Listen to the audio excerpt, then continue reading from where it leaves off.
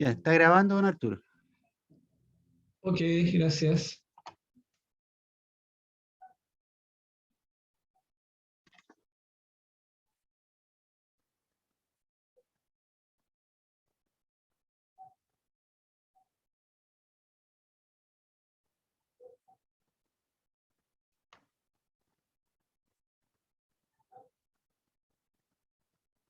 Tú me avisas cuando estemos en la hora.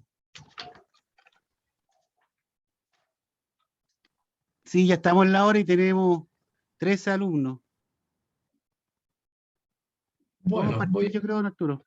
ya, vamos a partir. Bien, voy a comenzar entonces saludando al curso a todos los alumnos y alumnas que están conectadas. Y vamos a ver hoy día el tema de los planos unilineales y los planos de disposición. Los temas son algunas terminologías, cómo se denominan estos planos, el concepto de plano unilineal. Está sonando este celular. Dame un minutito. ¿Aló? Perdón. Aquí lo importante son los planos unilineales y la simbología. Tal vez esos son los dos conceptos más importantes que vamos a ver hoy día. Y después algunos ejemplos. Bien, con respecto a la terminología, en español se habla de planos unilineales, de diagramas unilineales, de planos unifilares, diagramas unifilares, esquemas unilineales. Todo esto lo podemos encontrar. Y en el fondo es casi todo lo mismo. Prácticamente es lo mismo. Y en inglés, Single Line Drawing. Este lo usan mucho los americanos y lo abrevian como SLD. Después están los One Line Drawing. One Line Drawing vendría a ser unilineal. Single Line Diagrams también. Single Line también es unilineal. Y One Line Schemes, esquemas unilineales. Esta es un poco la terminología entonces que ustedes pueden encontrar en las viñetas de los planos y en la literatura. Pero acá normalmente nosotros hablamos de diagramas unilineales o de planos unilineales. Eso tal vez es el vocabulario más usual, más corriente en nuestros proyectos. Y en inglés el single line diagram también es bastante común. Ahora bien, algunas consideraciones generales. Hay 3 consideraciones. Primero está el concepto de la línea recta, que es justamente esta línea que representa a las 3 fases en corriente alterna, porque se supone que las 3 fases son iguales, y de ahí viene de una unilineal, de ahí sale un poco el nombre. Y en corriente continua representa a ambos polos. Entonces hay que tener claro que esta recta, o esta línea, como quieran llamarla, que normalmente se dibuja un poquito más gruesa, está representando las fases de un circuito de alterna o los polos positivos y negativos de un circuito en continuo. Simbología, hay mucha simbología. Una de las más usadas es la NEMA norteamericana, la IEC, que es la europea, BS, que es la British Standard, y otras. Ahora, cada símbolo representa un equipo. Yo creo que para interpretar bien un plano, o comenzar, digamos, el estudio de los planos unilineales, es bueno memorizar al menos unos 10 símbolos. Son aproximadamente más de 40 símbolos, si uno ve la norma NEMA y la IEC. En un curso subimos el apéndice A, donde están todos los símbolos NEMA, que son, yo diría, un poco más de 40. Pero no se utilizan todos, pero al menos hay que saber que ahí están y en algún momento se pueden ocupar. El tercer concepto es el concepto de nomenclatura NEMA. Este es un juego de números que va del 1 al 99, van al interior de un círculo y representan los relés y dispositivos eléctricos. También es bueno de estos 99 símbolos, o números, perdón, memorizar algunos, yo digo al menos unos 5, 6, 7 números, que son los más repetitivos. Aquí puse un ejemplo, un 51, un 27, el 51 es sobre corriente, 27 bajo voltaje, 87 una protección diferencial, 52 es un dispositivo es un interruptor, y el 89 es un desconectador. Esto como ejemplo nomás. Ahora bien, En esta tabla resumí la simbología NEMA, que es la más frecuente, y que ustedes seguramente de estos símbolos, algunos ya conocen de sus cursos SET y de conversión o de máquinas eléctricas. Está el símbolo del transformador de poder, que son estos de un primario y un secundario, son las dos bobinas de alta y baja tensión. Después hay un transformador con 3 enrollados, muy similar al anterior, pero va un enrollado terciario aquí entre medio. Este símbolo de acá es el de un transformador de corriente con un núcleo. Esto es un núcleo. Y este sería un transformador de corriente con 2 núcleos. Incluso en el mercado hay transformadores de corriente hasta 5 núcleos en el caso de alta tensión. Así que esto podría repetirse 3 veces más hacia abajo. Este símbolo es un transformador de corriente, pero tipo bushing. Cuando veamos el PowerPoint de los bushing, voy a volver sobre ese tema. Esta es la representación de un transformador de potencial, que son como Ws encontradas, que es parecido al transformador de poder, pero es más cortito en cuanto al bobinado. Entonces hay que tener cuidado cuando se dibuje esto o se dibuje esto otro, que son equipos diametralmente opuestos. Y un transformador de potencial con 3 enrollados, similar al otro, al de poder, donde se coloca el terciario acá al medio. Este es el símbolo del pararrayo, 2 esferas encontradas. Hay otros símbolos, pero este es el que se usa al menos en los proyectos a nivel nacional. Este círculo con una G es el generador y con una M sería un motor. Esto ya lo tienen que haber visto en sus cursos anteriores. Este rectángulo es un interruptor de poder. Normalmente se le pone un número 52 aquí adentro, que es la nomenclatura 52 que les mencioné hace un momento atrás. Este es un desconectador. Hay que tener muy claro la diferencia entre un interruptor y un desconectador. Brevemente, la diferencia es la siguiente. El interruptor interrumpe corrientes de falla y corrientes nominales. El desconectador abre solo en vacío, no interrumpe corriente. Esa es la gran diferencia entre estos dos equipos. Este es un desconectador fusible. Este es un interruptor termomagnético de baja tensión que está compuesto en el fondo de 3 símbolos. El primero, que sería la cámara de ruptura. El segundo, estos arcos encontrados, es una protección de sobrecarga, son una protección bimetálica que se llama. Y este que está acá es la protección de cortocircuito, que es una pequeña bobina que con la corriente de cortocircuito dispara, digamos, el interruptor. Este es el símbolo de una mufa o de terminación de cable.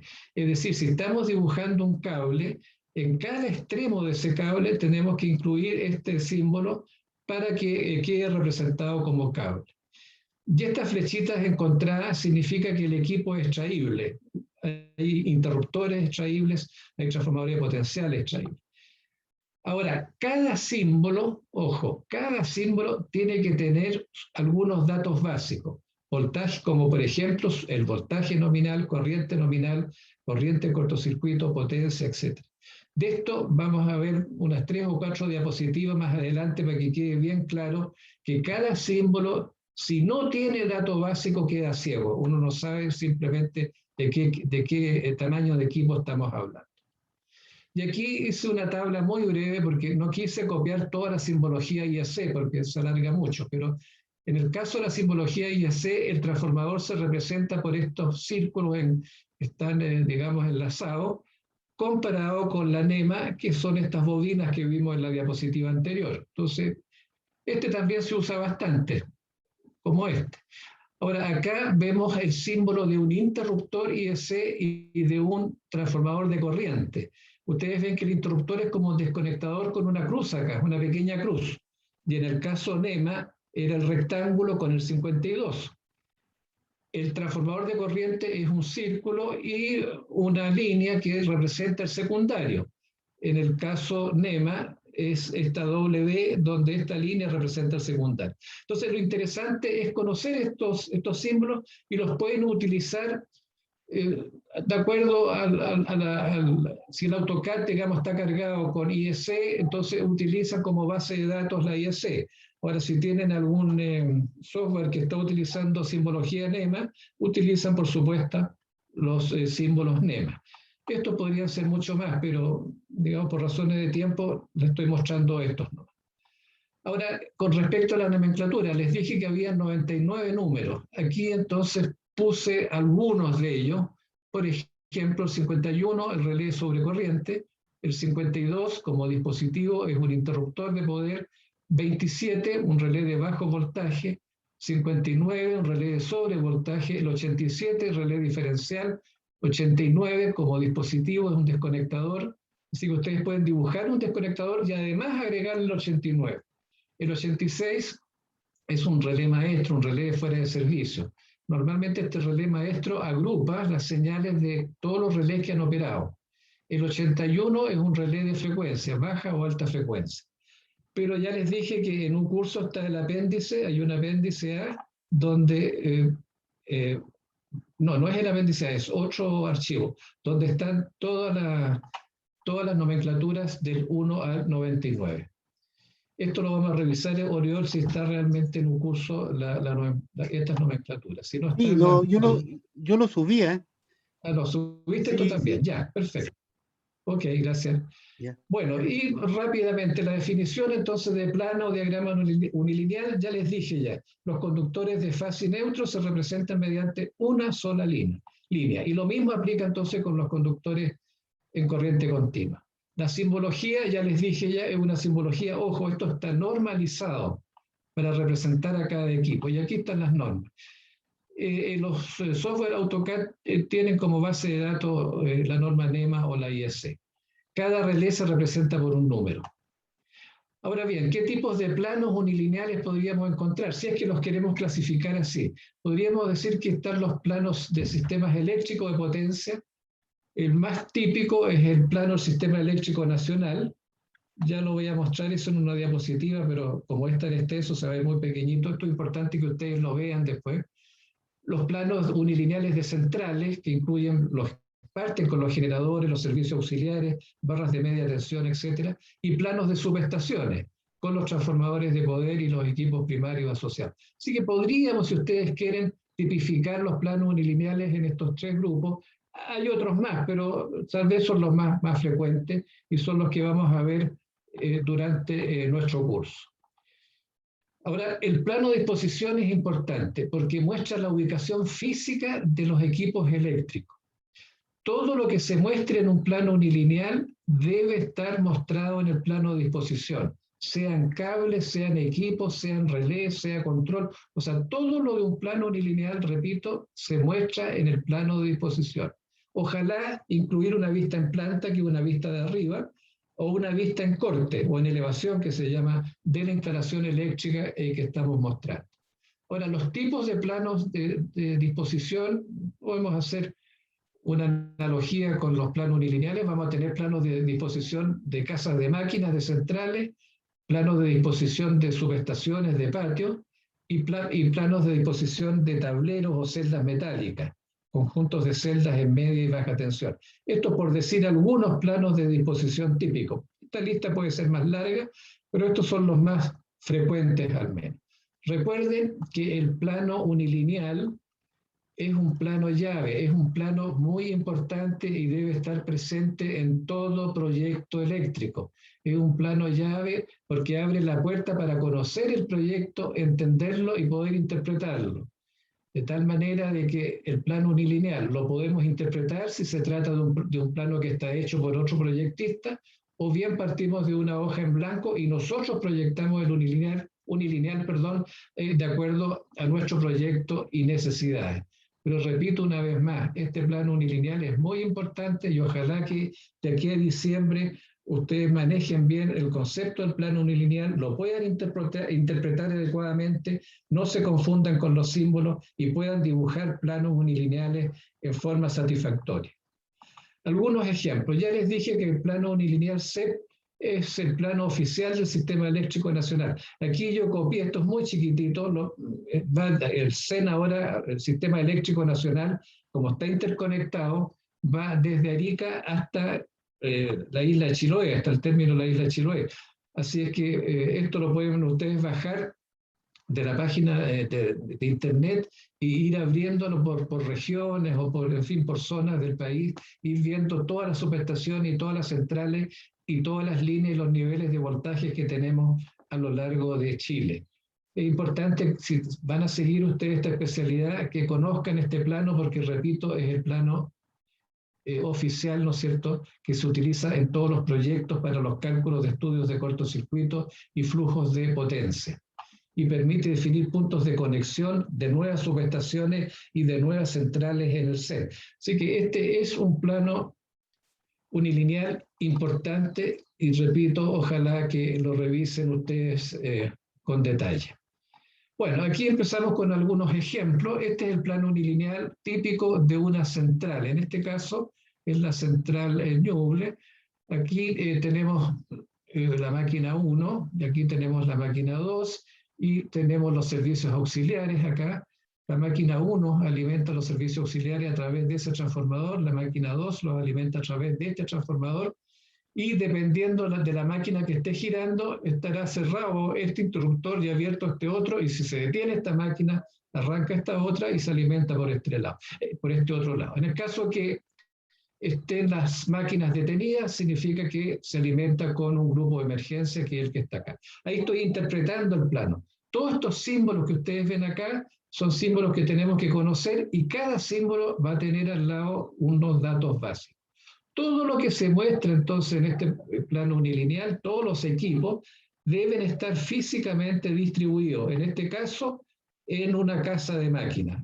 Esta es la casa de máquinas de Ñuble, que tiene un patio principal, y hacia abajo tiene 4 cotas, cota de generadores, cota de turbinas y finalmente difusores. Y en cada cota se van distribuyendo los equipos que ustedes ven acá, con las interconexiones y cables respectivos. Ahora bien, en este plano de disposición no solamente van a estar los equipos eléctricos, que son los que están en el unilineal, sino que también los mecánicos. En este caso, esta planta de la casa de máquinas es de 26 por 46 metros cuadrados, tiene 46 metros, digamos, de transversales y 26 metros, longitudinales, perdón, y 26 transversales. Tiene 5 cotas o pisos. Ahora, todo esto tiene un costo. Hay un precio por equipo y hay un precio ahora por montar todos estos equipos acá. Precios por equipo y precio de montaje. Aquí tenemos el ejemplo ahora de una subestación. Este es el plano unilineal de una subestación del tipo interruptor y medio, que es la que exige la norma técnica para subestaciones igual y superiores a 220 kilovolts. Esta subestación también tiene su simbología, tiene sus datos básicos, hay que saber interpretarlo. En este caso son 6 líneas, 3 líneas de salida y 3 líneas de llegada, 3 líneas de salida y 2 líneas de llegada. Todo esto que se ve acá, físicamente se representa en este plano de disposición. Esta es una vista en planta. En este caso, todo este equipamiento, con una solución del tipo AIS, o sea, convencional, no es GIS, tiene 152 metros de largo por 68 metros de ancho, lo que da prácticamente 1 hectárea en superficie para poder instalar todos estos equipos acá. Y aquí también se repite lo mismo, vamos a tener costos por equipos, por precios de equipos, y costos por montaje de esos equipos en esta plataforma de 152 por 68, que nos da 10.336 metros cuadrados, más esta zona que es la sala eléctrica o sala de comando de la subestación. Aquí tenemos, en el caso de las energías renovables no convencionales, el plano unilineal de una central fotovoltaica de 100 megawatts. Se representan así los paneles fotovoltaicos, y acá estaría la parte de disposición donde se muestra la representación y la ubicación de todos los paneles fotovoltaicos incluidos en el plano unilineal. Más, por supuesto, la sala eléctrica y los centros de transformación. En este caso, esta central de 100 megas necesita 210 hectáreas, o sea, prácticamente 2 kilómetros de largo por 1,1 kilómetros de ancho. Son 254.880 paneles los que están conectados acá y que deben estar de alguna forma reflejados en el plano unilineal. Y aquí vemos un plano de disposición de una centralita mucho más pequeña, que es la Mercedes, es una máquina de 3,5 MVA, donde se ve aquí una vista en planta de la central. Aquí tenemos el generador, la turbina, la tubería en presión, el canal de evacuación y una pequeña subestación elevadora con su transformador, sus interruptores, desconectadores, una barra y finalmente la línea de salida. Y esta es una vista en corte que podría ser esta que está acá, donde se ve la tubería en presión, una turbina Francis, el difusor y la devolución de las aguas al río. Y aquí se ve entonces los equipos de la subestación elevadora, que son estas que están acá. Entonces, este es un planito más pequeño donde se mezcla un poco la parte de disposición física de la central con la parte de subestación y equipos eléctricos. Este es un plano típico de un paño de una subestación de alta tensión. Este tal vez es un plano importante que ustedes deberían, en cierta forma, memorizar. Hay una vista en planta, una vista desde arriba y una vista en corte, es decir, si miramos esto de lado, veríamos esto que está acá. Si lo recorremos de derecha a izquierda, tendríamos primero el transformador, que es este que está acá, después vendrían los pararrayos, que es este que está acá, después tenemos un juego de desconectadores, que es este que está aquí, luego viene el interruptor, que está acá, después tendríamos... este es un transformador de corriente. Ese es un transformador de corriente. Aquí tendríamos el interruptor. Ese es un interruptor. Aquí tenemos otro transformador de corriente, otro seccionador y finalmente la conexión al marco de línea de salida. Ahora bien, ¿qué cosa es lo que quiero destacar acá? Que este interruptor está entre dos juegos de desconectadores, uno aguas arriba y otros aguas abajo.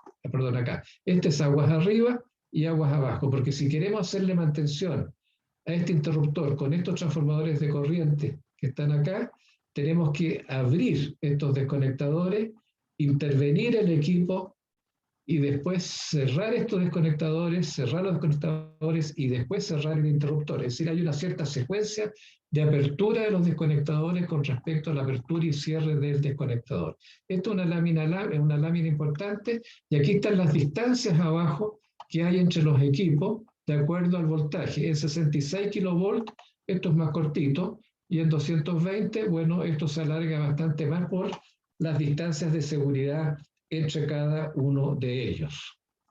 Esto es una vista 3D de una subestación de la central Chacalle, donde se ven los transformadores. Esta es una subestación, que tiene un paño del transformador 1, un paño de llegada al transformador 2, una barra, un paño de salida de la línea 1 y un paño de salida de la línea 2.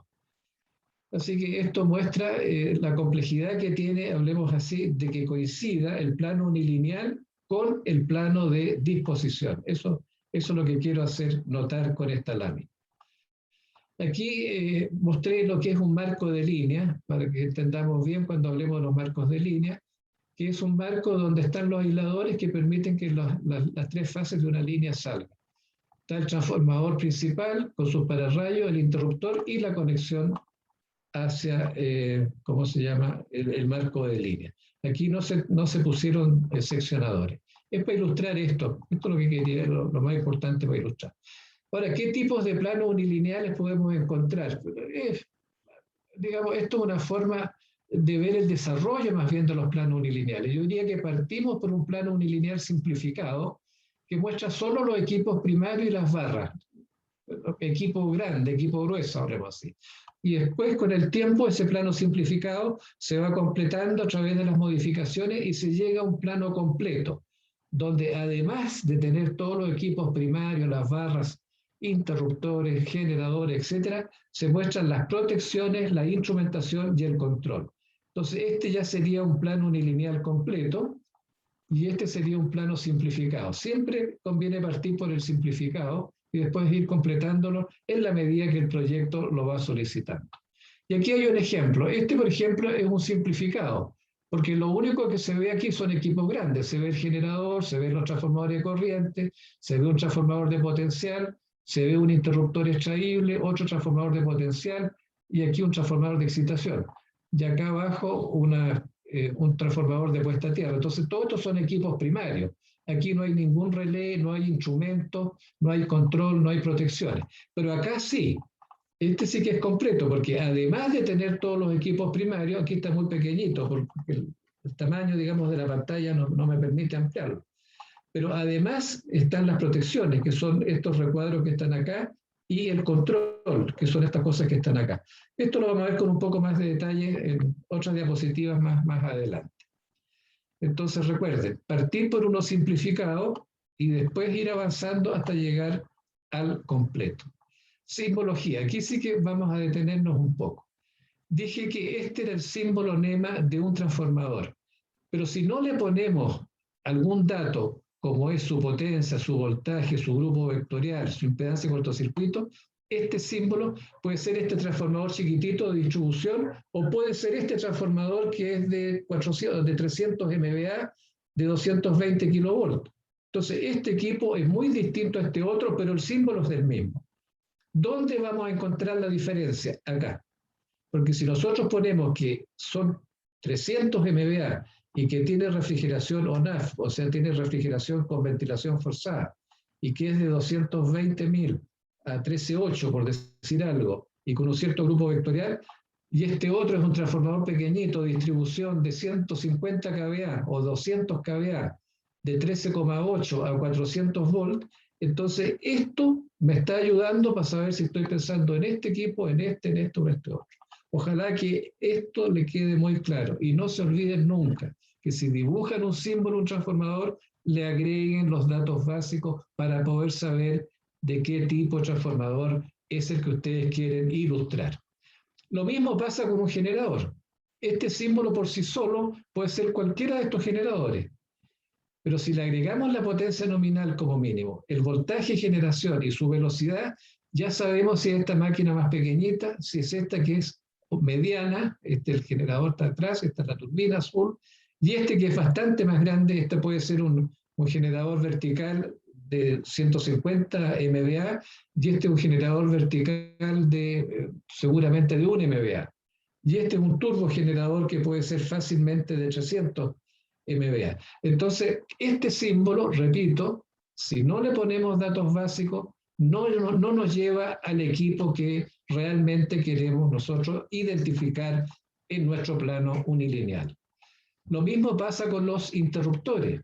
El símbolo del interruptor ya dijimos que era una cajita rectangular con un 52, pero si no le ponemos un voltaje, una corriente nominal y un cortocircuito, podría ser cualquiera de estos interruptores que está acá arriba. Incluso puede ser uno de estos que es un interruptor extraíble en celda metálica. Estos normalmente llegan hasta media tensión, llegan hasta 23 kV. Estos otros no, estos pueden llegar hasta 500 kV, 220, 110, etc. Entonces, repito, al símbolo del interruptor se le agregan sus datos básicos y identificamos el interruptor que nos interesa. Y en esta pasa lo mismo. Este es el símbolo de un transformador de corriente, que puede ser este pequeñito o puede ser este es de media tensión y este es de alta tensión. Entonces hay que colocar su voltaje, su razón, el Barden es la capacidad del transformador y la clase de precisión. Este es con un núcleo y esto es con 2 núcleos. Lo mismo con el transformador de potencial. Hay que colocarle los datos básicos, que son estos que están acá abajo. Para rayos, lo mismo. Desconectador, lo mismo, hay que ponerle un dato básico. Y aquí están las mufas con el cable. Este es un cable que tiene unas mufas agua arriba y aguas abajo, y se le coloca el voltaje nominal y la corriente nominal. Entonces, repito una vez más, a cada símbolo se le asocia un pequeño recuadro con sus datos básicos para identificar el equipo. En baja tensión ahora, todos estos son interruptores de baja tensión. El símbolo ya lo expliqué, es este que está acá. Esta es el desenganche por sobrecarga, este es el desenganche por cortocircuito. Y hay que colocarle el voltaje nominal, que puede ser 600 volts, corriente nominal 100 amperes y corriente cortocircuito 10 kiloamperes. Y ahí vamos identificando el tamaño entonces del interruptor, pero el símbolo es exactamente el mismo. Y ojo, este símbolo es prácticamente idéntico a este otro, la única diferencia es que no tiene este desenganche por sobrecarga, tiene solamente el de cortocircuito. Este símbolo representa este tipo de interruptor que es el que encontramos en nuestro domicilio. En cada departamento, en cada casa, si ustedes ven el tablero, van a encontrarse con ese equipo. Y ese equipo está representado por este símbolo. Es un interruptor del tipo residencial. Aquí habría una simbología. Es usual que algunos proyectistas coloquen un plano de simbología para todos los planos que elaboran, tanto en la parte de disposición como en la parte de plano unilineal. Y se repiten algunos. Aquí está, por ejemplo, el transformador de potencia, aquí está el interruptor extraíble, aquí hay un pararrayo con un contador de descarga, las mufas, bueno, aquí hay un rectificador, perdón, ojo, no, estas no son mufas, este es un rectificador, el generador, acá están las mufas, estas sí que son las uniones de línea con mufas, sí que pueden ustedes elaborar un cuadro de simbología para ayudarle, ¿no es cierto?, a la persona que está interpretando el plano si tiene duda con algún símbolo. Ahora, el desarrollo de los planos eléctricos, el más importante es el plano unilineal. Del plano unilineal nace el plano elemental. Este es una sola línea, por lo tanto, no se ven las tres fases. Aquí, en el elemental, sí se ven las tres fases. Y del plano elemental se pasa al plano de alambrado. Alambrados de equipos internos y alambrados externos. Después hay planos de control, protecciones y alumbrado. Un poquito de esto vamos a ver. Pero esta es la secuencia. Se parte por el plano unilineal y luego se pasa al plano elemental. Vamos a ver dos ejemplos. Aquí están definidos los planos, lo pueden ver ustedes con detención cuando lean la clase. Aquí, por ejemplo, hay un plano elemental. Se muestran claramente las tres fases, fase 1, fase 2, fase 3. Y está representando un partidor estrella delta. Un partidor estrella delta en un unilineal no lo podríamos representar porque ustedes ven que tiene muchas conexiones y hay que ver bien por dónde va cada fase. Entonces, aquí es una aplicación típica de un plano elemental. Aquí hay barras. En el unilineal esta barra roja la pondríamos como una sola línea. Aquí están las tres fases más el neutro.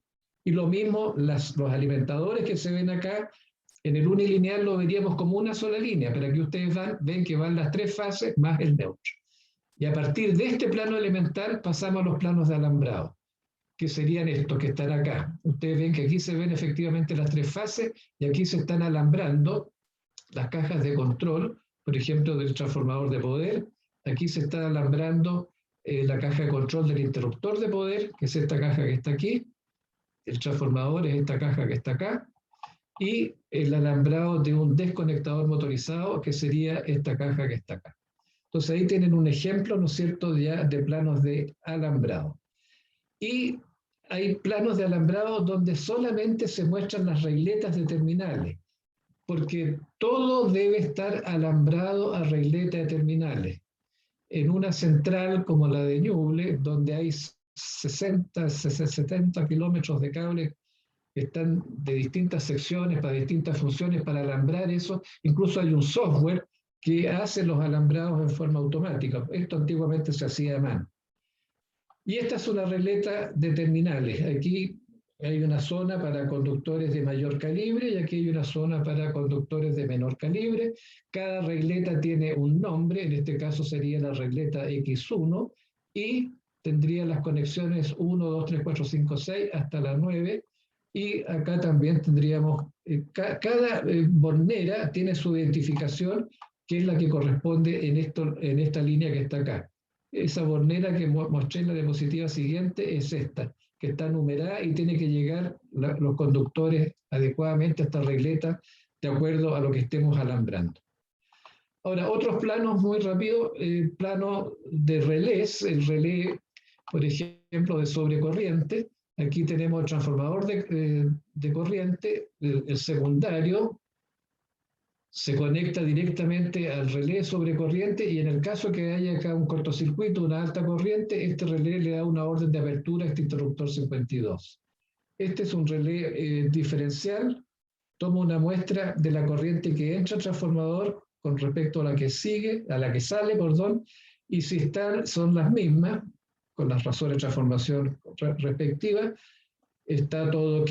Si hay alguna diferencia entre la entrada y la salida, opera este 87, que sería un 87T de transformador, y le da una orden de apertura a este interruptor para poder despejar la falla. Y acá tendríamos un relé de potencia inversa que está alimentado por una rama de corriente y una rama de voltaje.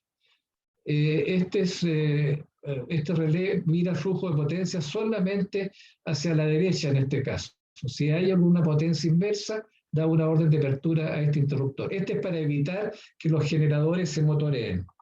Y aquí hay protecciones propias, por ejemplo, de un transformador de poder. El 26 es temperatura en los bobinados. 24, nivel de aceite, y 63, presión de aceite. Este es el relé Buchholz, de gases de aceite. Entonces, si hay sobretemperatura, opera una alarma, y si se sobrepasa la alarma, este relé le da una orden de apertura a este interruptor y se protege este transformador. Lo mismo si baja el nivel de aceite, se da primero una alarma de bajo nivel y posteriormente una apertura para proteger el equipo. Y lo mismo con los gases de aceite o presión de aceite del 63. Ahora bien, con respecto a los relés de protección, hay dos modalidades. Uno que son relés individuales. Por ejemplo, voy a tomar uno fácil, un 87, un relé diferencial. Este relé diferencial está tomando corriente aguas abajo a este generador y a la salida. Compara entonces lo que entra con lo que sale. Y es un relé, es decir, es una pieza individual que uno monta en un bastidor de relé. Porque lo que se está ocupando ahora son relés multifunción, que son los que vamos a ver a continuación, donde en una sola caja están contenidas todas estas funciones y uno programa esa caja de acuerdo a las funciones que necesita. Son digitales y son, por supuesto, tienen más flexibilidad que estos individuales que son más antiguos. Ustedes ven que también hay simbología, en este caso hay una simbología IEC, para que también la vayan estudiando. Por ejemplo, este que está acá es un interruptor, ¿se fijan? Porque es el desconectador con la cruz, y este es un transformador de corriente que está tomando la señal para la protección diferencial. Y aquí tendríamos entonces una protección multifunción que es programable, que es una caja, en este caso una caja Titronic NG20 de fabricación Siemens, que trae todas estas funciones y se conectan entonces a alimentadores de corriente y de voltaje. Aquí está tomada una muestra de voltaje con verde y una muestra también, perdón, de corriente con verde. Y se programa entonces si uno quiere tener sobrecorriente, quiere tener sobrefrecuencia, baja frecuencia, potencia inversa, falla de interruptor, etc. Esto es lo que se está usando hoy día, las protecciones multifunción. Ahora hay planos de arquitectura de control del sistema SCADA. Estas son las estaciones de trabajo, ya vamos a ver una foto. Y normalmente, ¿qué es lo que se controla en una central? El generador 1, generador 2, los servicios auxiliares y la bocatoma. Por ejemplo, los niveles de agua en bocatoma. Y esta conexión de acá normalmente es con fibra óptica. Hay muchos sensores de campo, ¿no es cierto? En el caso de las unidades, tenemos la válvula principal, la turbina, el generador, unidad 1, sensores de campo para la válvula, turbina y generador 2, con todas las unidades respectivas para poder monitorear, controlar y registrar los eventos que ocurran en las máquinas y en los servicios auxiliares. Aquí hay una foto de las estaciones de trabajo. Estas son las estaciones de trabajo. Y este sería un plano unilineal de toda la central con la instrumentación de potencia activa, reactiva, voltajes, etc. Y también en el menú, los softwares, se puede ver físicamente cómo está la disposición de los equipos. En este caso se está mostrando la tubería en presión. Aquí, si esto está animado y la turbina está girando, esto se estaría moviendo. Entonces hay software muy buenos, SCADA, que le permiten a los operadores tener un muy buen monitoreo de lo que está pasando en la central y en las bocatomas y cámaras de carga respectivas. En las subestaciones ocurre lo mismo. Bueno, este es un plano de alumbrado muy distinto a lo anterior. Si hay que hacer algún plano alumbrado, hay que enfocarse en el plano y en los cuadros de carga. cada circuito tiene una cantidad de centros y eso se ponen acá, se suma la potencia y se ve de qué tamaño va a ser entonces el alumbrado, en este caso, de esa pieza. Ahora, cuando tengamos tableros y celdas, en este caso un tablero de distribución fuerza corriente alterna, hay que colocar en la barra estos datos básicos: el voltaje, la corriente nominal y la corriente cortocircuito. No se olviden, siempre en una barra hay que colocar estos datos. A los interruptores hay que colocarles estos datos.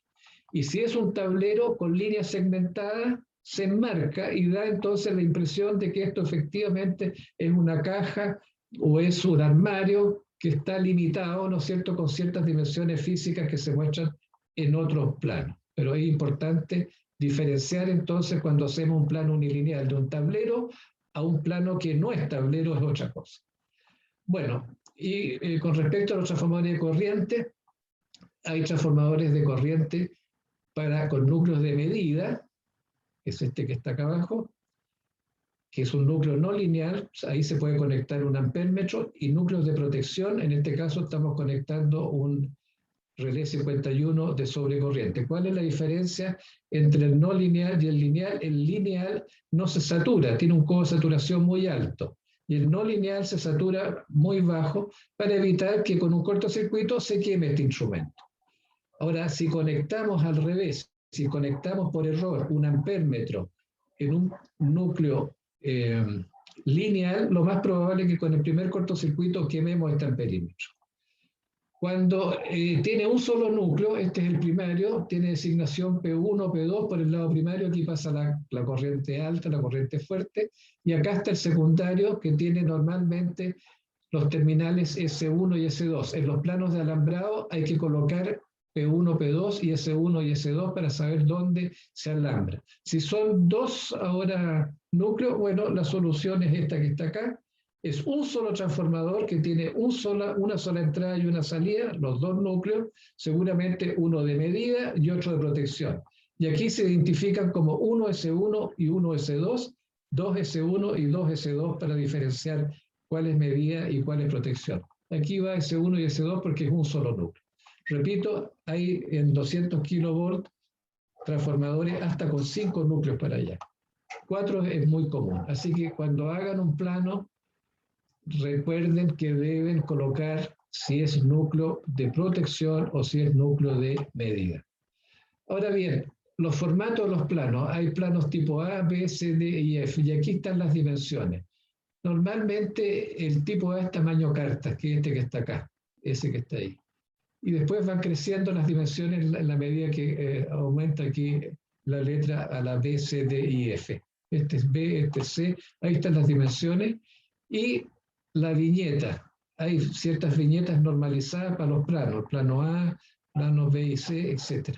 Todo esto está de norma. Y por último, hay una forma de doblar los planos. Ojo, siempre las viñetas y el nombre del plano tiene que quedar en la primera cara, y hacia atrás entonces se hacen los pliegues de acuerdo a las dimensiones que se indiquen acá. Ustedes ven que está todo normalizado con respecto a los planos. Y por último, con esto voy a terminar. Al plano unilineal le vamos a asociar un plano de disposición, y al plano de disposición una lista de equipos. Aquí lo importante es que haya concordancia de información entre el plano unilineal, el plano de disposición y la lista de equipos con sus precios. Me ha tocado ver en revisiones de planos en que, por ejemplo, el plano unilineal muestra 6 pararrayos, estoy inventando, y en el plano de disposición se muestran 3 pararrayos nomás. Y en el listado de equipos se muestran 5. Entonces ahí no hay concordancia y eso no está bien. Debe haber estricta concordancia entre estos 3 tipos de documentos de un proyecto. Conclusiones para terminar esta parte. El plano unilineal es un plano llave, es muy importante. El plano de disposición, muy importante porque define el tamaño de la instalación. Hay que conocer la simbología. Si no conocemos simbología, no podemos proyectar. Y para eso hay que manejar con cierta facilidad un AutoCAD. Los planos se van actualizando con el tiempo y el último plano es el SPIL, cómo construido. Esto tal vez como conclusión. Ofrezco la palabra por si hay alguna consulta a lo dicho o a lo mostrado. Profe, yo tengo una duda. Dime. Es que cuando habló del plano elemental, ¿Ya? no me perdí un poco y no entendí la diferencia entre ese y el plano unilineal. Ya, vamos a ir para atrás. Ya. Este que está acá, este es un plano elemental, y este también es un plano elemental. ¿Cuál es la diferencia? Que si queremos dibujar el unilineal, aquí yo dibujaría, en esta barra, dibujaría una sola barra, una sola línea, perdón, que me represente las tres fases y el neutro. Hacia abajo dibujaría una línea aquí, otra línea acá, otra aquí, otra acá. Y esa línea me estaría representando las tres fases y el neutro. Y lo mismo con estos alimentadores. Esa es la diferencia entre el elemental y el unilineal. No sé si eso te ayuda a aclarar. Ahí sí. Gracias, profe. Ok, buena la pregunta, gracias. No sé si habrá otra consulta. Parece que no hay otra. Rápidamente voy a hacer una presentación de lo que es un bushing, porque hay una alumna que hizo una pregunta en la clase pasada y yo me comprometí a explicarlo con una pequeña presentación que la voy a desplegar en este momento. Bushing. Algo de terminología también. Bushing es una palabra en inglés que se está usando bastante también, digamos, en el vocabulario de proyectos. Pero en español, ¿qué traducción le podemos encontrar? Bornas pueden ser, bujes, pasatapas, boquillas, buchas. Buchas, los mexicanos usan la palabra bucha para bushing. Mufas también. Pero repito, en nuestro caso, en las reuniones que a mí de proyecto que me tocaron ver en Endesa, en Ingendesa, en qué sé yo, en Hatch, en SKM, etcétera, casi siempre los especialistas hablaban de bushing, no hablábamos de bornas ni de bujes.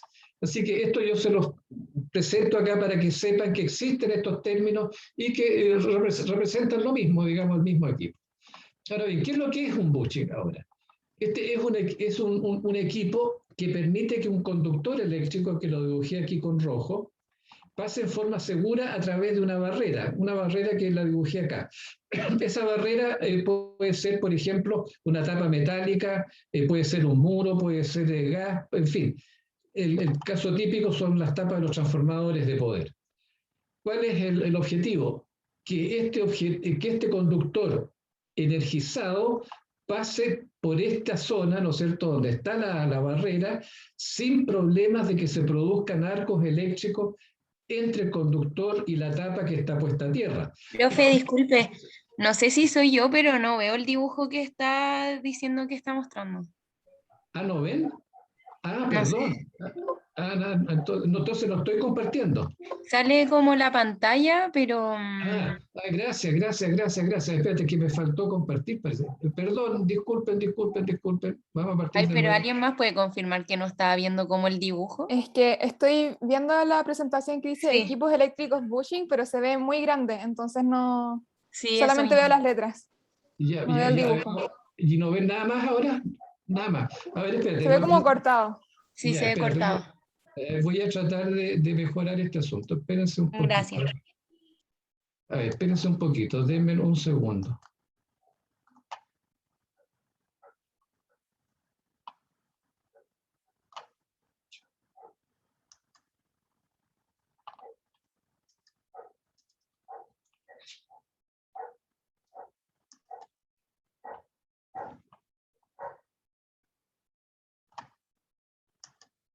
¿Se ve algo ahora?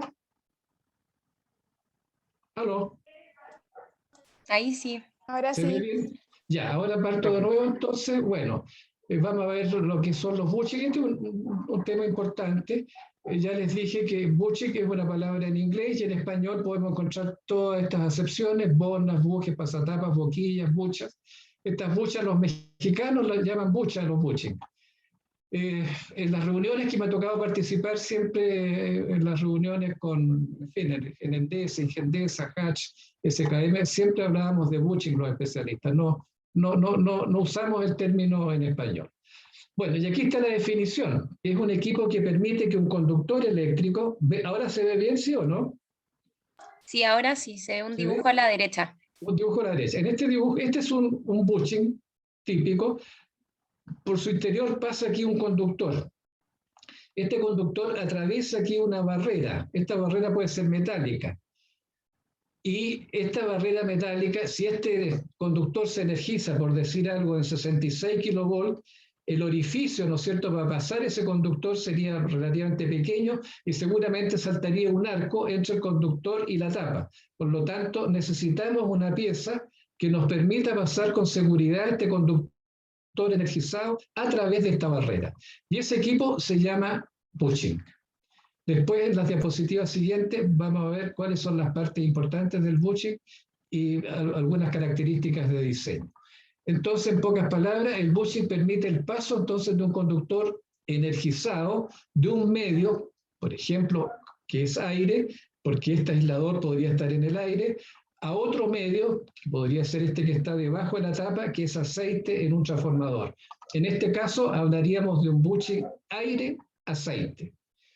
El tamaño y el precio ahora de este bushing depende del voltaje nominal, qué voltaje nominal tenemos acá arriba, o sea, de qué tamaño este aislador, y la corriente nominal que daría la sección de este conductor al interior de este aislador. Los bushings se rigen por normas técnicas, que es la IEEE 48 del año 2006 y la IEC 60137, donde están todas las condiciones de diseño y pruebas de bushing para distintos voltajes y aplicaciones. Este es un bushing de un transformador de poder ABB de 220 kilovolts. Este es el aislador, este es para 220 kilovolts con un bill de 1050 kilovolts, tiene un largo de 4,5 metros, un diámetro de 48 centímetros y un peso superior a los 700 kilos. 2500 amperes es lo que pasa por este bushing. Esta suerte como de esfera acá abajo es para suavizar la gradiente del campo eléctrico cuando nos conectamos con las bobinas del transformador que están en aceite. En este caso, también sería un bushing aire-aceite porque el aislador, ¿no es cierto?, estaría en un medio del aire y este aislador que está abajo, que es liso, que no tiene esta suerte de pollera, es para el aceite. Ahora bien, este es un bushing de fabricación ABB, más adelante vamos a ver otro fabricante. Aquí estaríamos mostrando una foto donde se está instalando un bushing en la fase 1 de un transformador de poder. Ustedes ven que esta parte es la que queda dentro de esta torreta, hacia abajo. La torreta termina aquí, esta parte lisa queda dentro de esa torreta. Y de aquí para abajo llega al bobinado transformador. En la diapositiva siguiente lo vamos a ver eso con más claro. Y aquí arriba quedaría entonces el aislador que queda en el ambiente aire para conectarse aquí arriba con terminales a los conductores. Y esto se repite en la fase 2, se repite en la fase 3. Aquí está lo que estaba diciendo. Este es el bushing que está acá. Aquí estaría donde se está apoyando el flange en la torreta. Este sería, hablemos así, la barrera que está pasando este conductor naranja que se muestra al medio. Y aquí se conecta entonces la parte inferior del bushing con las bobinas de transformador, que son estas que están acá. Pasa entonces a través de esta zona que está en blanco aquí, pero se pueden colocar aquí transformadores de corriente tipo bushing. Lo vamos a ver más adelante en otra diapositiva. Y finalmente pasamos los flanges, que sería la barrera, y salimos con el aislador para conectarnos desde este terminal a un conductor aéreo. Esto entonces es la aplicación típica de un bushing en un transformador de poder. Aquí habría una vista en corte que muestra las partes más representativas de un bushing aire, que sería este que está acá, aceite, que sería esta parte que está acá abajo, y la línea azul sería la barrera o la tapa. Entonces, ¿cuáles son las partes principales que componen el bushing? Primero, el aislador, que preguntaba justamente nuestra alumna en la clase pasada la diferencia entre el aislador y el bushing. El aislador, entonces, en este caso, es un aislador de porcelana, ¿no es cierto?, que esta longitud de este aislador va a depender del voltaje nominal. Después tenemos un conservador de aceite, porque todo este bushing trabaja con una aislación de papel impregnado en aceite o impregnado en resina, que es esto que se ve con naranja que está acá. También lo vamos a ver más claro en otra diapositiva. Y después hay unas bridas de acoplamiento acá. Hay unas bridas de acoplamiento con los flanges. Y aquí abajo hay una porcelana interna lisa, que es la que va a permitir llegar hasta las bobinas del transformador para poder conectar este conductor central con el bobinado transformador propiamente tal. No sé si esta diapositiva le aclara a nuestra alumna la pregunta que nos hizo la clase pasada. ¿Me estás escuchando? Sí, sí era yo y sí me la aclara mucho. Es muy explicativa Perfecto. la imagen. Gracias. Ya, qué bueno. Gracias, muchas gracias. Bueno, seguimos. Aquí está un poquito cómo se construye un bushing. Fíjense que tiene bastante ingeniería. Ustedes ven que es como una suerte de condensador. Aquí al medio está el conductor y después se van enrollando este papel impregnado en aceite y ustedes ven que en el punto medio, que es donde está el flange, esto que está acá, la aislación es bastante mayor que la que podemos encontrar en la parte superior, aquí arriba, o la que podemos encontrar en la parte inferior, que es la que está acá abajo. ¿Por qué? Porque en este punto es justamente donde va a estar más cerca el conductor de tierra, en el caso de pasar a través de una tapa de un transformador. Y aquí abajo se ve que cada vuelta de este papel constituye a su vez un condensador. Se habla entonces que estos bushings son del tipo capacitivo.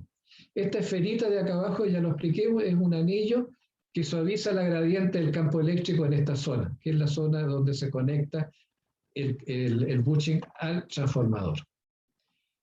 Aquí hay un plano real de un transformador ABB. Aquí ustedes ven las dimensiones. Estos más o menos son 4 metros y tanto que les mostraba. Este es el diámetro y todas las características.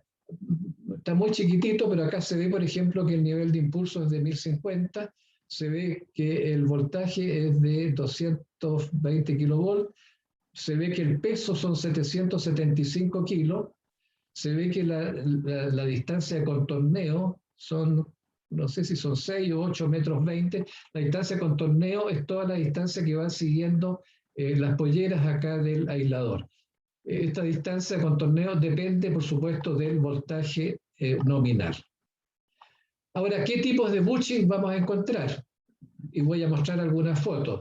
Aire, o sea, que hay un ambiente en aire y se pasa a un ambiente en aceite. Ambiente en aire se pasa a un ambiente de gas, SF6, aire, aislación, aire-aire también, estos son los pasamuros. Vamos a ir viendo rápidamente cada uno de estos bushing, ya estoy en la hora. Este, por ejemplo, aquí fíjense que en el catálogo usan el término bornas en vez de bushing, que fue lo primero que vimos. Estos son aceite-aire. Este es la parte de aire. El aislador es polimérico, no es de porcelana. Aquí abajo es de porcelana y tiene los dos estas esferitas para suavizar la gradiente. Entonces este sería bushing del tipo aceite, porque estamos pasando de un ambiente en aceite del transformador a aire. Aquí tenemos un aceite SF6. Aquí tendríamos el transformador en aceite y aquí tendríamos en SF6 el GIS. Y aquí sería...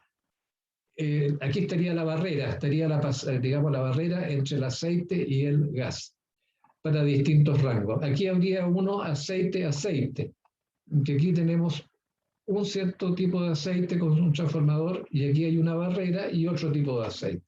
Y los voltajes respectivos abajo. Y aquí usan el término bornas. Aquí usan el término buje. ¿Se fijan? Un buje de un transformador, en este caso, un bushing, perdón, aire-aceite. Y aquí tendríamos un pasamuros, porque esto está en aire, hay un muro, la barrera, y aire de nuevo. Y una foto sería una cosa como esta. Esto es para salir, por ejemplo, cuando tenemos subestaciones indoor y queremos salir al exterior, se sale a través de este tipo de bushing. Y aquí tendríamos los tipos SF6 aceite. Aquí tenemos el aceite, el transformador. Aquí tenemos el bushing y esto es el gas SF6 fase 1, fase 2, fase 3 del equipo GIS. Muy utilizado. Estos son bushing que se utilizan mucho cuando se pasa de un transformador al equipo GIS en forma directa. Y se utilizan estos bushing especiales. Y aquí esta foto muestra en forma pero muy clara cómo se conecta este conductor de alta tensión, en este caso de este pequeño transformador, lo hacemos pasar por este bushing, aquí está la barrera, la tapa, llegamos a este terminal y nos conectamos a la línea aérea. Entonces la aislación que nos está dando este bushing nos asegura que cuando esto se conecte en 66 kV no vamos a tener ninguna descarga con respecto a la tapa. Y lo mismo con estos bushings de baja tensión, que son estos chiquititos. Estamos conectando las bobinas de baja tensión a través de estos bushings chiquititos, pasando por esta barrera que sería la cuba del transformador o el estanque del transformador. Tal vez esta es la que mejor explica la función del bushing. Y también están las mufas. Las mufas son estas que están acá. Tenemos una parte en aire y una parte sólida de un cable. Se utiliza entonces para pasar desde cable, aislación sólida, a aire, que serían estos aisladores que se ven acá, que se conectan a conductores aéreos. Y aquí está esta parte lisa que veíamos en la segunda foto. Se puede colocar acá un transformador de corriente que se llama transformador de corriente tipo bushing. Están acá. Los símbolos, este transformador de corriente tipo bushing y este transformador de corriente convencional, que uno normalmente lo puede asociar a este símbolo que es el transformador. O sea, si dibujo el transformador y le pongo en serie este símbolo acá, significa que el transformador tiene bushing, tiene bushing con transformadores de corriente. Y si lo asocio con este, significa que este es un transformador convencional, que tiene que ir montado en una estructura, separado 3 metros como mínimo y conectado con un conductor aéreo. Esa es la diferencia entre este símbolo y este otro. Y aquí dos fotos más. Fíjense que estos son bushing también de un transformador de 800 kilovolts. Estaría aquí el pasatapas, aquí estaría la barrera, porque adentro tenemos aceite. Y fíjense, este otro es un pasamuro de 1200 kilovolts. Esto es aire, aquí está el muro y ahí tenemos aire de nuevo. Y aquí hay bushing para despacho. Fíjense que el tamaño de esta persona puede ser de 2 metros, 1,80 m, y fíjense el tamaño de estos equipos, que pueden ser perfectamente, este puede tener 6 metros, 4 o tal vez, son equipos grandes, pesados, que tienen un costo aproximado de sobre $20.000, dependiendo del voltaje. Fábricas, ABB Suecia, muy buenos, fabrican muy buenos bushing. Siemens Alemania, Hitachi Japón, China, Francia, USA. Aquí está el precio. Van de $15.000 a $30.000 más o menos cada uno. Así que un transformador por puro bushing nomás puede tener $100.000 fácilmente, considerando los de baja y alta tensión. Bien, con esto termino la presentación. No sé si a la alumna le aclaré las dudas o si hay otras consultas de lo dicho y lo mostrado. Ofrezco la palabra. Yo quedé bien por lo menos. Bien, muchas gracias entonces. Muchas gracias. Gracias a usted, profesor, por la presentación. Ya, gracias a ti por la pregunta. Oriol, termino de inmediato para que inicies tú tu clase. Voy a dejar de Correcto. compartir. Ahora sí. Bien. Buenas tardes a todos. Vamos a hablar en esta presentación del diseño de subestaciones de 23 kV aisladas en aire y en celdas. Y también vamos a hablar un poquito de la diferencia con 220 kV, que es básicamente los tamaños. Bueno, el profesor ya habló de diagramas unilineales, etcétera. Este es el básico, un unilineal general de una subestación en 24 kV. Y como habíamos visto anteriormente, barra principal, barra de transferencia. Y en cada segmento de los que está acá, si se fijan, hay un desconectador, un interruptor de poder, un desconectador a tierra, y este otro lado hay otros desconectadores para hacer la transferencia hacia la barra de transferencia. Y la salida esta va hacia un transformador de poder. Ya, todo se ve bien en el plano, pero ¿cómo es esta... no lo puse acá. ¿Cómo es esta subestación? Aquí está la misma subestación que es Picoltué, que está cerca de Mulchen, y aquí vemos, aquí arriba, la doble barra, barra principal, barra de transferencia, y vamos a ver estos equipos que están abajo. Aquí reconocemos este transformador.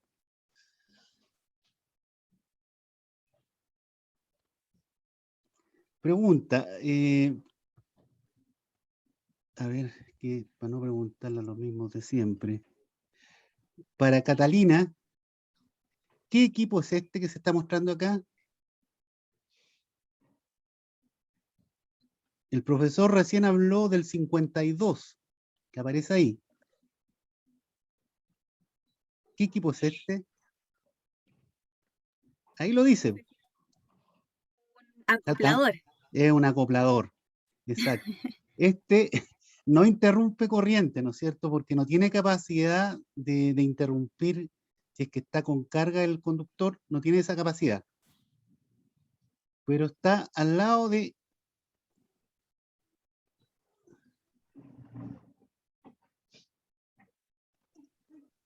el 89, que este es un seccionador para el creo que es un seccionador, no estoy Sí, seguro. 89 seccionador, es desconectador el 89, 52 interruptor. El desconectador es el que no te no abre con Exacto. carga. El interruptor te abre con carga. Así es. Y este está conectando un transformador de línea. ¿Ya? ¿Qué otra ventaja o qué podemos ver acá? Esto que está acá es un paño del diagrama unilineal. Un paño. Vamos a volver. Esto que está acá, esto es un paño. Este otro también es un paño y este otro, y donde va el transformador hacia el fondo también es un paño. Entonces, en este paño que aquí se ve como unilineal o monopolar, va trifásico, van las tres fases. Y la distancia, o el paño, la distancia entre cada paño, entre este y esta barra, perdón, entre este y esta otra parte, son 4 metros para una subestación de 24 kV, 4 metros. Si se recuerdan, lo vimos anteriormente y el profesor también lo mostró, para 220 kV, este paño, que es un poquito diferente, pero tiene una distancia de 17 metros 20. Estamos hablando de varias veces más, tres veces o 4 veces y un poco más. O sea, esta subestación, por estas distancias de seguridad, es más pequeña que una de 220 kV. Y en la medida que aumente el voltaje va creciendo porque las distancias de seguridad son distintas. Si se achica y va en aire, queda como esto. Profe, una pregunta. ¿Cuál es la definición exacta de paño? ¿Qué es un paño en una subestación? Paño es el sector del patio de la subestación que primero tiene que ser de la misma tensión, por eso que está entre barras, ¿ya? Y es donde van los equipos asociados a la línea de entrada o línea de salida, si es que hay. Ya son como derivaciones. Imagínate, para hacerlo muy burdo, esto es un enchufe y todas las derivaciones que salen de ese enchufe, cada una es un paño. ¿Ya? Y el paño en esta subestación está compuesto básicamente por seccionadores, desconectadores e interruptores. Pero entonces el paño es siempre en la misma tensión. En la misma tensión y en la misma línea de salida. Algunos no tienen línea de salida como este, pero este es el que vimos recién. Ya. Gracias, profe. Ok. Ahora, uno podría decir, oye, si estoy achicando esto, se me complica con tanto aparato que estoy poniendo ahí al aire, además que lo tengo que poner a la intemperie. Entonces, para esto se inventaron las celdas de media tensión, en que por distancias de seguridad yo puedo achicar y meterlo dentro de esta celda, que es mucho más ordenado. Esta es la celda de media tensión. Ya vamos a ver más casos. Pongo todos estos elementos en la celda de media tensión y queda encapsulado. Primera ventaja que esté encapsulado, que no hay que estar lavándolo, porque no se ensucia, adentro. Y es más manual, más pequeño, y lo puedo meter dentro de una sala eléctrica. Tenemos aquí en este ejemplo la celda de media tensión, tenemos un transformador de poder tipo seco, después tenemos ductos de barra, un banco de condensadores y los tableros. Estas celdas preensambladas tienen la gracia, como están encapsuladas, tienen un alto nivel de protección. No hay problemas con la lluvia, no hay problemas con nada de eso. Se construyen bajo norma IEC y lo más importante es que son modulares. Yo estas celdas, dependiendo cuál sea, las puedo intercambiar fácilmente. ¿Ya? Y son monobloc listos para usar. Ya vamos a ver una foto, vamos a explicar un poquito más eso. Bueno, las celdas son similares, como por ejemplo la protección, o este cubículo metálico que tienen un espesor determinado, normalmente son de 2 milímetros hacia arriba, ¿ya? De tal forma que resistan cualquier deformación y protejan a los elementos eléctricos que están dentro. ¿Ya? Están unidas entre sí por pernos, y la barra, voy a volver, disculpen, ¿eh? La barra, que son estas, pasan por toda la celda. Imagínense que cada uno de estos paños es una celda, y esta barra pasan por toda la celda, pasan por detrás de la celda. Entonces yo tengo que ensamblar, cuando instalo esto, ensamblo las celdas y tengo que unir esas barras. ¿Por qué menciono esto? Porque cuando tengo las celdas aquí para unir, estas que están acá al comienzo, yo tengo que tener perfectamente alineadas las barras. Y para eso, les voy a mostrar un ejemplo más adelante, hay que hacer una revisión topográfica del suelo antes de montar las barras, perdón, las celdas, para que las barras queden alineadas y no se deformen.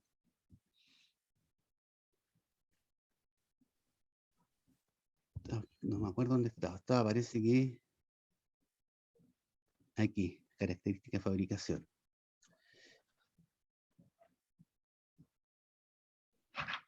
Aquí hay una celda única, y dependiendo del tipo de celda de media tensión, hay módulos de la parte fuerza, donde van los interruptores, los seccionadores, y arriba hay una parte de protección, y más arriba una de comunicaciones, dependiendo si la celda lo necesita o no. Ya vamos a ver eso, ¿eh?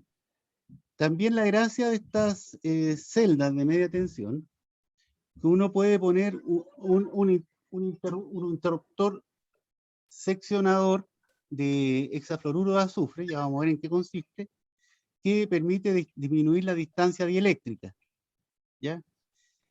También se puede poner interruptor en vacío, que en niveles de media tensión es un poquito más grande. No es tanto más, no es como una subestación de 220. Bueno, hay propiedades de aislamiento y seguridad total, posibilidad de conexión, reducción de la posibilidad de avería interna.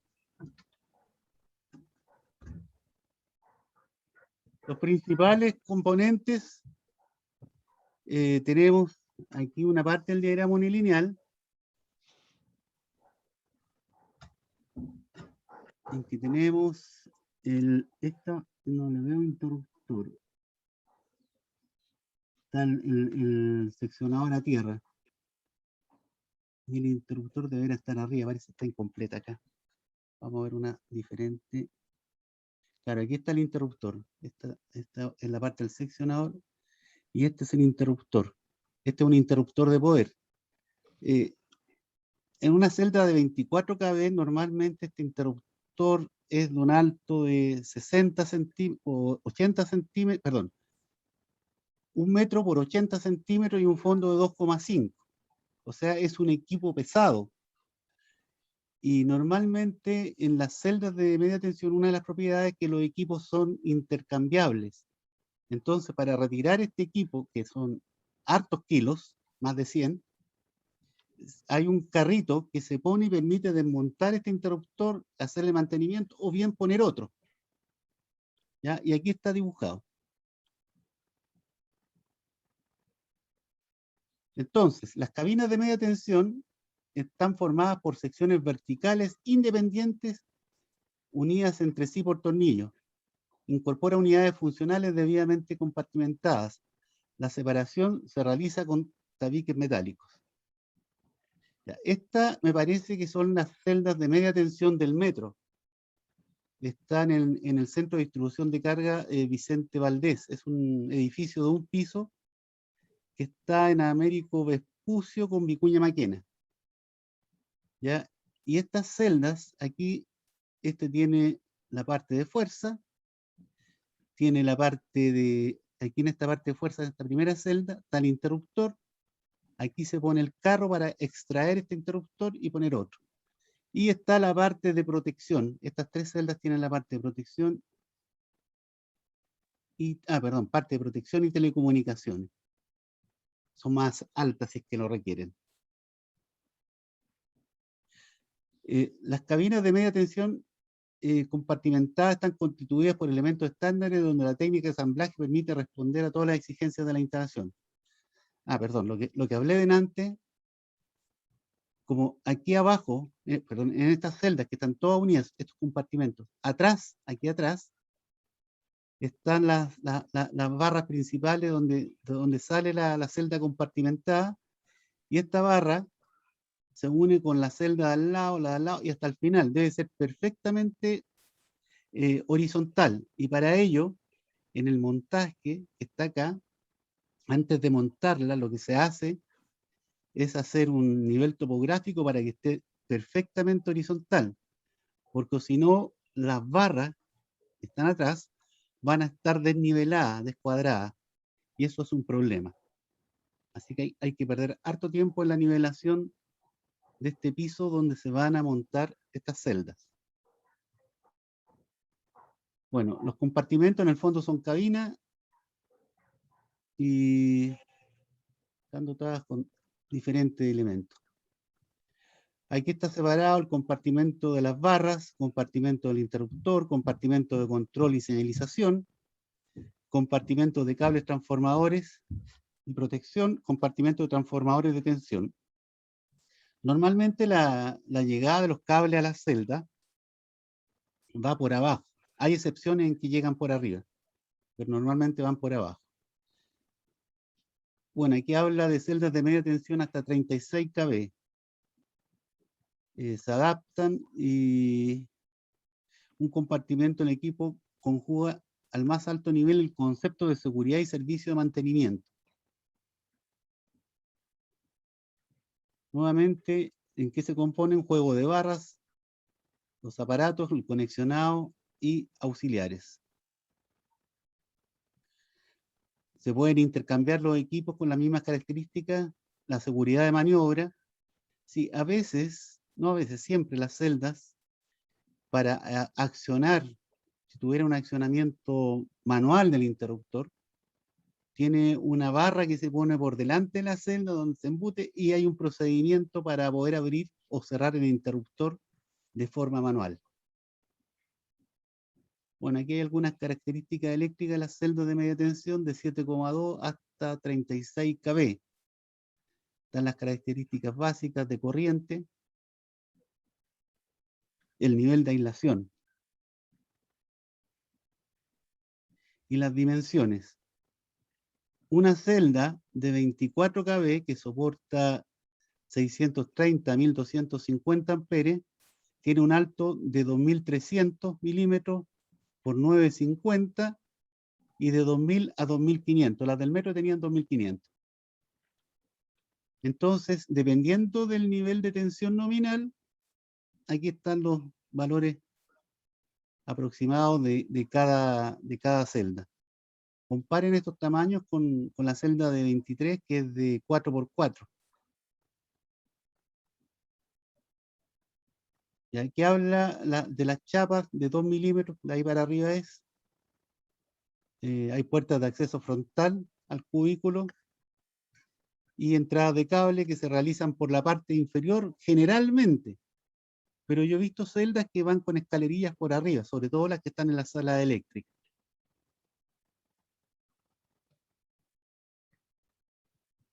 Aquí hay un frontis de una celda de media tensión. Esto que está acá corresponde al paño de 4 metros que vimos. Está el tema de las barras, esto por dentro de la celda. Estas son las barras que van atravesando. Me perdió el mouse. Aquí está. Estas barras son las que atraviesan todas las celdas. Cada una parte es una celda, están unidas. Y esta barra no puede aceptar que no esté perfectamente horizontal.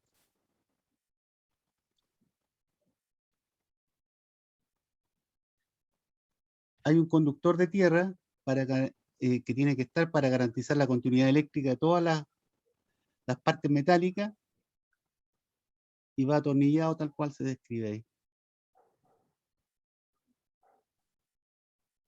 Bueno, aquí hay algunas ejecuciones, son los mismos datos, ¿eh?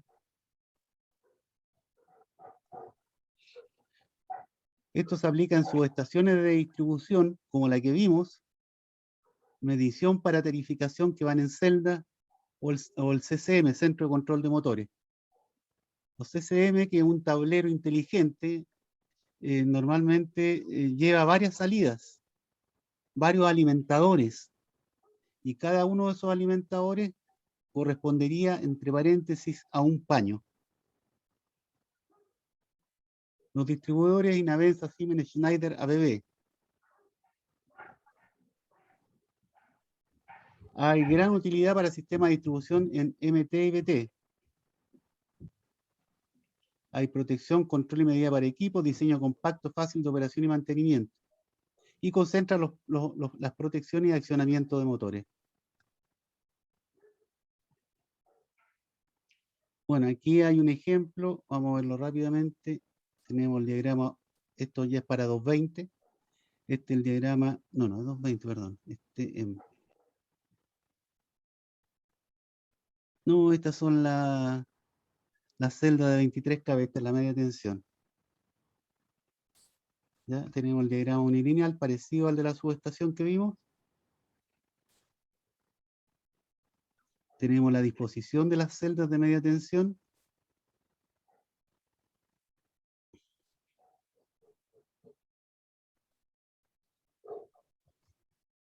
Y aquí está el tamaño y los equipos que tiene. ¿Ya? Dimensiones, etcétera. Todo está contenido entre las celdas. La ubicación de las celdas dentro del edificio de control. Este es el edificio de control.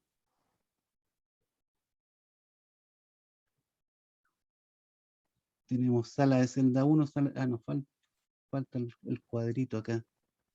Bueno, estas celdas son las que están ubicadas dentro de este edificio de control. Aquí en este debe estar. Aquí está el mismo edificio que vimos y con cada una de las celdas. Estas vimos que son de media tensión y esto es baja tensión.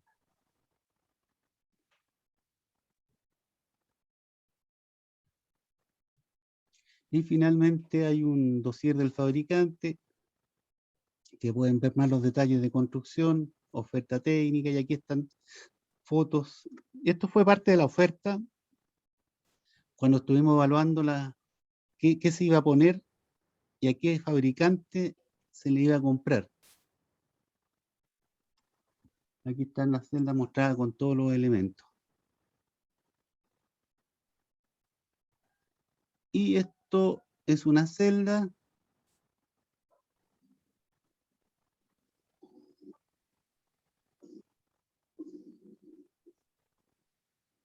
¿Se escucha el ruido?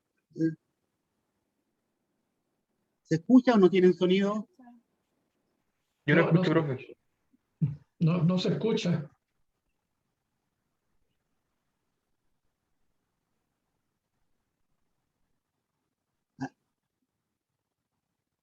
Aquí tienen un accionamiento manual, ¿ah?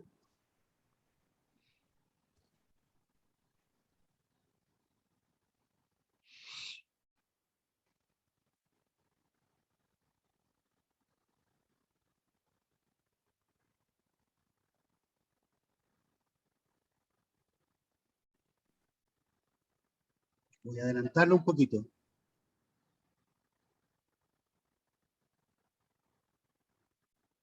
Sí, en esta parte.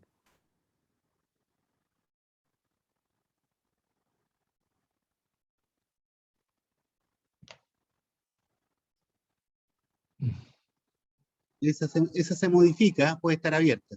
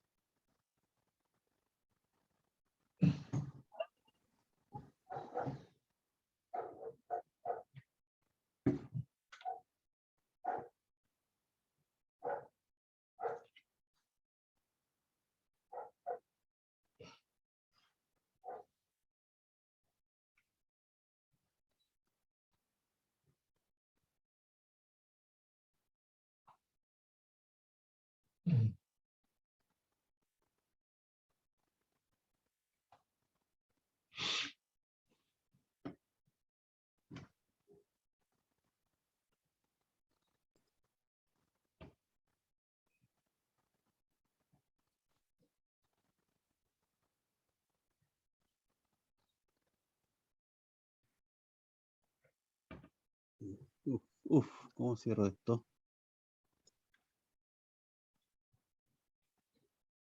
Por temas de tiempo no voy a poner todo el video, ustedes lo pueden ver después, pero no sé cómo cortarlo ahora.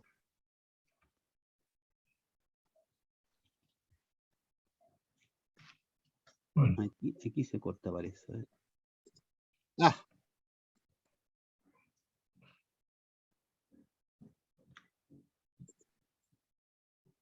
ahí va, ya. Seguimos. Para poder terminar, ya estamos en la hora. Las cabinas de media tensión también hay algunas que le llaman switchgear, distribuidor principal de alimentaciones. ¿Ya? Se ubican los equipos de maniobra, hay interruptores, potencia extraíble, etc. Pueden cubrir protección, cumple función de recibir y distribuir la energía eléctrica. Aquí tenemos un centro de celdas de media tensión por el tamaño. Imagínense este. Este es del metro. Bueno, aquí nuevamente repetir que está con chapas no inferiores a 2 milímetros. Están provistas con puertas de acceso frontal y al cubículo de interruptor y al cubículo de control e instrumentación. Las entradas de cable se realizan por la parte inferior, como dice acá, generalmente. Esta es la misma que vimos a ver, de tensiones 7,2. Aquí está. Hay switchgear encapsulados en GIS, que normalmente el interruptor es en GIS porque es un poco más pequeño y tiene algunas ventajas. Va aislado en hexafluoruro de azufre y vamos a ver algunas propiedades rápidas del hexafluoruro de azufre. El SF6 no es inflamable, no es tóxico, químicamente estable, sin color, sin olor, o sea, no se siente. Se usa como aislador y como medio para extinguir el arco. Tiene 2,5 veces la capacidad dieléctrica del aire. A una presión de 3,5 veces mayor que la atmosférica, su propiedad dieléctrica es 10 veces mayor que el aire. Solo se usa en sistemas herméticamente sellados y existe equipamiento en uso más o menos hace 40 años. ¿Ya? Tiene algunas desventajas, vamos a ver las desventajas. El costo es un 30% mayor que la celda AIS a nivel del mar y sin derrateo. Antes de poner en servicio la GIS se necesita añadir gas o rellenar el SF6, que normalmente se hace, que ya vimos que era un 30% más caro. Y hay que monitorear la presión de gas constantemente para no hacer daños, que no escape el gas, porque es perjudicial para el efecto invernadero. Terminaciones, se necesita especialista, siempre se contrata un especialista al fabricante para llenar con gas los sistemas de SF6. Hay un equipo que se llama máquina, tiene las iniciales DILO, le llaman la máquina DILO, que es una máquina especial que hay que tener para poder rellenar con gas. Y en caso de modificación, sí hay que rellenar.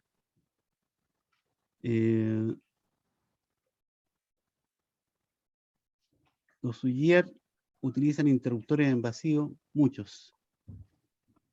Como no están cerrados herméticamente, todos los componentes internos de las barras desconectadores aislantes están sujetos a derrateo por altura y a la exposición ambiental. Ventaja, bueno, ya lo vimos. Desventaja.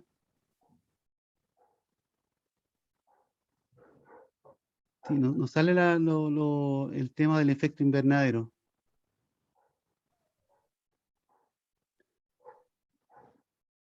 Bueno, aquí hay algunos datos de valores comerciales. 65.000 euros de una celda de media tensión de hasta 40 kV, tipo GIS, de corriente cortocircuito 2500 amperes, con un ancho de 600 milímetros. Equivalente en aire, tiene cerca de 1.600 y el costo es casi el 50% más barata que la otra. Los proveedores, aquí están los correos de los que vimos delante y los datos de contacto.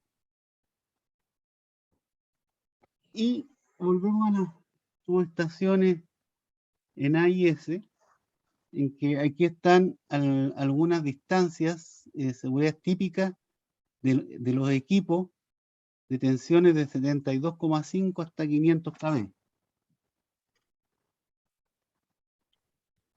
Bien, terminamos 5 minutos atrasados, pero igual si hay alguna consulta, está abierta la línea. ¿Hay alguien que tenga alguna consulta? Oriol, yo agregaría un detalle, Ya, dile nomás. que aclarar que una subestación de 23 kilovolts en celda metálica ocupa menos espacio que una subestación de 23 kilovolts en convencional, en AIS. Sí, ahí estaban las dimensiones. Claro, Había porque una parte que estaban las dimensiones de la celda de 23 kV. sí, el ahorro de espacio en celda es bastante considerable con respecto al ahorro de terreno, digamos, de una AIS. Pensando que el frente de la celda son 800 milímetros y en el paño AIS es 4 metros. Entonces ahí está la diferencia de tamaño por paño. Ok, eso era lo. Gracias, no tengo otro Correcto. alcance. Gracias. Sí, aquí están las dimensiones. ¿Se da cuenta? Bueno, Estamos hablando de 4 metros de ancho en una celda de 23 kV, 24 kV, y aquí serían 2,3 metros. Perdón, esa es la- 950 milímetros de ancho. claro, Estamos hablando de la cuarta parte. claro, son los 9,50 comparado con los 4 metros. Así es. Eso es importante. Ok, gracias. Ya. Ok. ¿Hay alguna consulta o estamos listos? Ya estamos ya en la hora. Ya, perfecto. Recordarle a los alumnos que el próximo miércoles 15 tenemos receso por Fiestas Patrias. Les deseamos unas buenas Fiestas Patrias a todo el curso y nos estaríamos viendo el miércoles 22. Sí, yo quisiera hacer un recordatorio de las cartas cotización que enviaron. Hay 2 grupos que faltan. Por favor, envíen la carta hasta las 12 de la noche para que no hayan problemas. Ok, gracias. Listo. Bien, nos Entonces despedimos. estaríamos dejando la clase hasta acá. Dejamos la clase hasta acá, nos despedimos y nos estaríamos viendo el miércoles 22, si Dios quiere. Bien, Correcto. hasta luego, que estén bien. Listo. Chao. Muchas Gracias, gracias. chao. Gracias. Ya. Chao. Chao. Chao, Ahora chao. te puedo preguntar algo Sí, por supuesto. cortito de nuestro grupo, sí. Es que parece que nuestra compañera envió la carta GAN con el informe por separado, entonces quería Sí. saber si es que lo habían recibido bien. Sí, Sí, lo las recibimos. dos Yo lo cosas. recibí. Sí, lo Yo recibí también. bien. Fue por 2 correos, Ah, sí. ya. Sí, Ya, 2 genial. correos. Eso era, gracias. Ya, Sí, ok, Que estén lo bien, reci- adiós. listo. recibido, gracias. Hasta luego.